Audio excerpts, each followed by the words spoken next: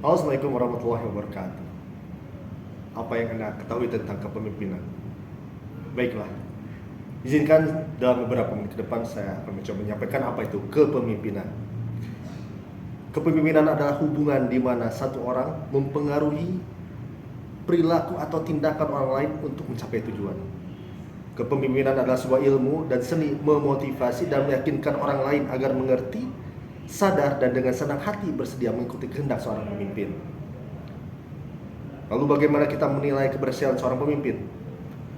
Nilai seorang pemimpin bukanlah ditentukan oleh hasil yang dicapai secara pribadi, melainkan oleh kemampuan untuk mencapai hasil dari pihak yang berada di bawah pengawasannya dan pengaruh yang dipancarkan kepada orang-orang atau pihak-pihak yang berhubungan dengannya. Kepemimpinan merupakan bagian penting dari manajemen, sehingga dalam hal ini para pemimpin harus merencanakan dan mengorganisasikan serta mempengaruhi orang lain untuk mencapai tujuan. Seorang pemimpin dalam proses kepemimpinan harus mempunyai fungsi sebagai penggerak atau dinamisator dan koordinator dari sumber daya manusia, sumber dana, dan sumber sarana yang ada dalam sebuah organisasi untuk mencapai sebuah tujuan. Leadership atau kepemimpinan adalah suatu proses mempengaruhi orang lain untuk mencapai tujuan yang telah ditetapkan. Adapun unsur-unsur kepemimpinan, yang pertama adalah 1. Pemimpin atau atasan. Yang kedua, anggota ataupun bawahan. Dan yang ketiga yang tidak kalah pentingnya adalah misi, tujuan ataupun target dari organisasi yang dipimpin tersebut.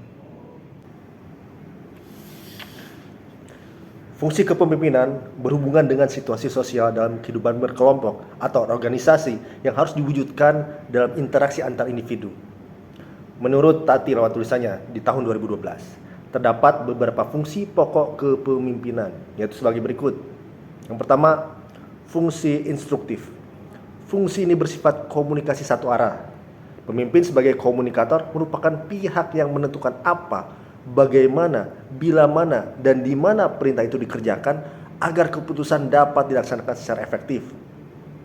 Kepemimpinan yang efektif memerlukan kemampuan untuk menggerakkan dan memotivasi orang lain agar mau melaksanakan perintah. Yang kedua, fungsi konsultatif. Fungsi ini bersifat komunikasi dua arah. Konsultasi itu dimaksudkan untuk memperoleh masukan berupa umpan balik untuk memperbaiki dan menyempurnakan keputusan-keputusan yang telah ditetapkan dan dilaksanakan.